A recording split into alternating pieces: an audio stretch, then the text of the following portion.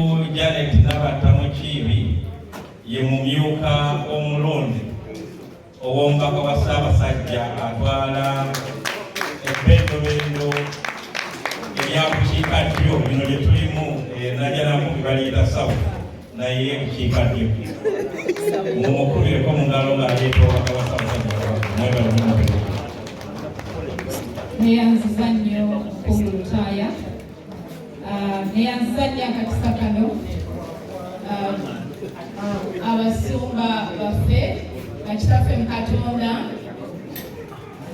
abakungu ba Ssaabasajja abali wano leero abambejja n'abalangira basaava ne banaava abantu ba Ssaabasajja mwenna abawangaalira mu Bungereza ne Ireland n'abagenyi mbaaniriza nnyo beebaza okukuŋŋaana akawungezi ka leero.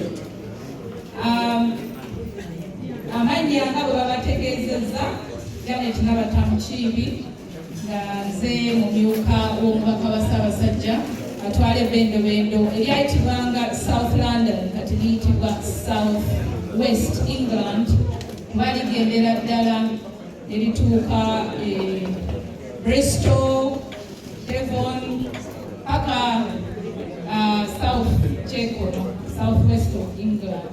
Isle of Wight, Isle of Man, eyo natutuukayo. So wonna bw'oba oli eyo tukusaba omanye nti tulina obuvunaanyizibwa ngaffe ffenna Abaganda abatuula mu ssaza lino okukwasaganyiza awamu. Nyimiridde wano n'abakungu nga bwe mmanyi Ssaabasajja yasiimye n'akyusa obukulembeze. Ntumiddwa Owekitiibwa omubaka wa Ssaabasajja omuggya Owekitiibwa Geoffrey Kibuuka okutuusa obubaka bwe gye muli. Natumiddwa lwa nsonga nti ate nange nze mumyuka we mu bbendobendo lino. Olwekyo kinkakatako nga atwala ebbendobendo lino okuwaayo obugambo obutono nnyo obukwata ku ffe kuba ffe tukwatako mu baffe ab'ebbendobendo lino. Masire bagenda bala nsaba abatono abakungu abaliwo abali ku lukiiko lw'omubaka oluggya abaliwo wano babanjulire. Tulina abakungu be tumanyi kuba se mukungu always mukungu. Tulina wano mukungu Gladys Kavuma, tulina mukungu Lutaaya wano. Naye nga olukiiko lw'omubaka oluggya abakungu abaliko Maama Kalungi ono yakatuukayo omu ku bo omukungu atwala abakyala n'abaana. Mu maaso waliwo omukungu William Kalanzi oyo nga ye muwandiisi w'olukiiko lw'omubaka omukulu amyukibwa mukyala Marion Kawesa Mutumba. Ono mukungu olukiiko lw'omubaka ssaza lino. Kati nga maze banjulira abakungu abaliwo nsaba mangu nnyo banjulira abaami ba Ssaabasajja abatwala ebbendobendo lyammwe kubanga abo babakwatako butereevu be babatuukako weebali bawerawo wano. Saba abaami ba Ssaabasajja ku lukiiko abaami abatuula ku lukiiko lw'ebbendobendo muyimirire. Waliwo mukyala Pauline Najjuma oyo yakolera ebyokwekulaakulanya ku lukiiko lw'ebbendobendo. Mukyala Edith Kaggwa yakulira abakyala n'abaana ku lukiiko lw'ebbendobendo. Mukyala yabawadde akayimba wano akanyuvu yakulira ebyokwewummuzaamu welfare. Mukyala Henrietta Waibaale ndoza agenze. Omwami Stephen Kafeero abadde atudde awo yakulira okukunga. Omwami Stephen Kafeero wuuyo yakulira okukunga n'okubatuusaako amawulire buli bwe muba muli. Abo be bamu ku baami abatuula ku lukiiko lw'ebbendobendo. Abalala tujja genda nga tubanjula kubanga olukiiko lunene, naye kye mbasaba n'obuwombeefu mu bbendobendo lyaffe lino olukiiko lw'omubaka olupya lulina omulamwa omukulu gwa kuzimba bumu na kwekulaakulanya. Omulamwa ogwo Kanoni South awujjeyo bulungi nnyo mu kubulirako mu kanisa.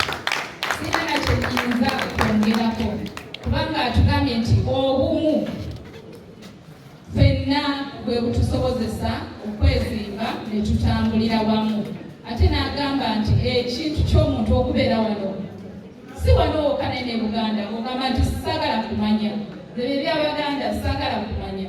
Ekisookerwako oli Muganda, ekyokubiri oli Muganda, n'ekyokusatu oli Muganda. Ogenda kikyusa. N'olwekyo bwe tuba nga tukwataganye ng'Abaganda, ng'Abayindi bwe bakola, ng'Abasomaali bwe bakola, kiki kye tusobola okwekolera?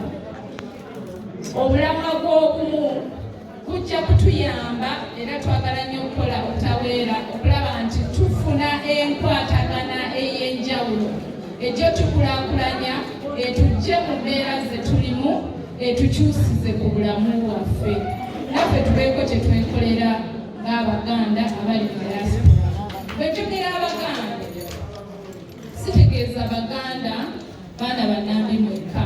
Ssaabasajja tasosola mu bantu. Mukamanya akayimba ako ono ye bamungamba sikakusa. Ssaabasajja tasosola omuntu yenna kasita obeera ng'okkiririza mu mpisa zaffe ez'Abaganda ng'olina obuntu bulamu ng'okkiririza mu Kabaka Ssaabasajja Kabaka ng'era owagira enteekateeka z'Oluganda oba oli musajja na muzaana wa Ssaabasajja era tegobebwa.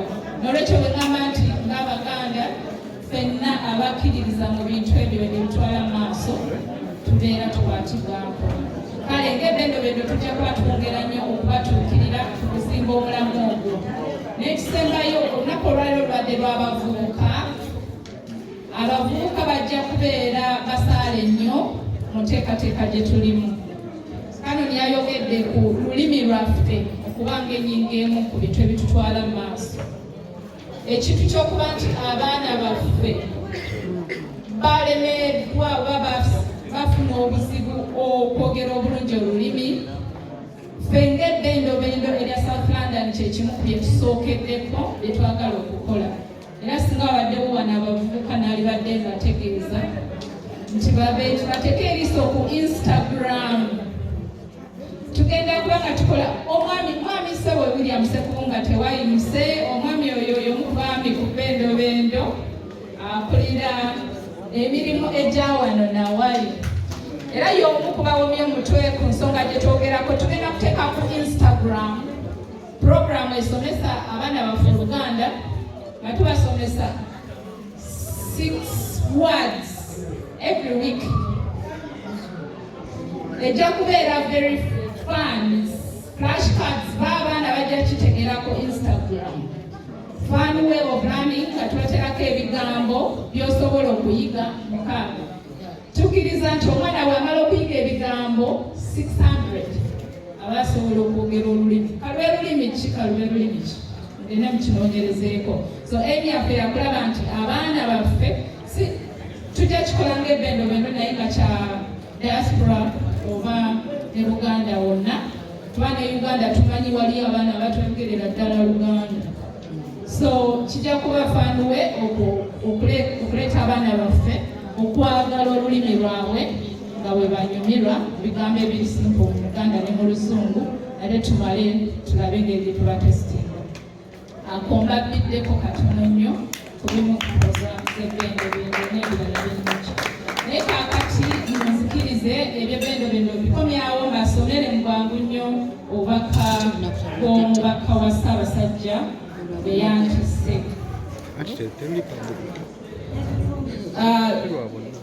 Omwami Ssekiswa omukubiriza okusinza mu Luganda St. Alfred Greenwich. Ssebo omwami Ssekiswa nkulamusizza nnyo gwe omusumba ne bakristaayo banno era mbeebaza omulimu ogw'ettendo nsonyiwe tekinologiya ntandiseeko era si ebuiz omulimu ogw'ettendo ogukolebwa mu kanisa eye Greenwich eri okuli olw'emyoyo n'okukunga abantu ba Ssaabasajja. okusinza mu Luganda, kwongera okuyigiriza, okunyweza n'okukuumiza olulimi lwaffe mu ssaza lino. Neetonda obutasobola kubeera ku mukolo guno kubanga ebbaluwa bwe yantuukiddeko nga nina emirimu emirala emitongole egyantumiddwa mu kiseera ekyo. Ssebo nnyongera okubeebaza okubanga okusinza kwa leero mwasazeewo ne mukulemberwa abavubuka. Ssaabasajja yasiima n'agamba nti guno omulembe gw'abavubuka. Kale bwe mukola kino kye mukoze muba mwanukula omulanga gwa Ssaabasajja ogw'obutaleka bavubuka mabega. Tubeebaza nnyo bannaffe. Ate era nga bwe baalugera nti emiti emito n'olulala nti ne gw'ozadde ojja kuzeemalirayo. Kisanyusa nnyo okulaba ng'abavubuka baffe be bakulembedde okusaba kwa leero. Kino nabo kibongera amaanyi okwongera okwenyigira mu mirimu gy'ekkanisa nammwe okwongera okubagunjula. Abavubuka bano be bakulembeze b'enkya. Kale kituufu nnyo era kigwanidde okubalekerawo omukululo mwe banaatambuliranga basobole okutwala ekkanisa n'Oluganda mu maaso. Mu ssaza lyaffe wano omulamwa tukusimbye ku bumu na kwekulaakulanya. Mukungu Nabatta Mukiibi omumyuka wange era yatwala ebbendobendo lino ajja kwongera ku nsonga eno banaaba ayogera. Baagaliza omukolo omulungi ogw'essanyu ate ogujjudde okuyiga. Ssaabasajja Kabaka awangaale. Twesiimye nnyo olwa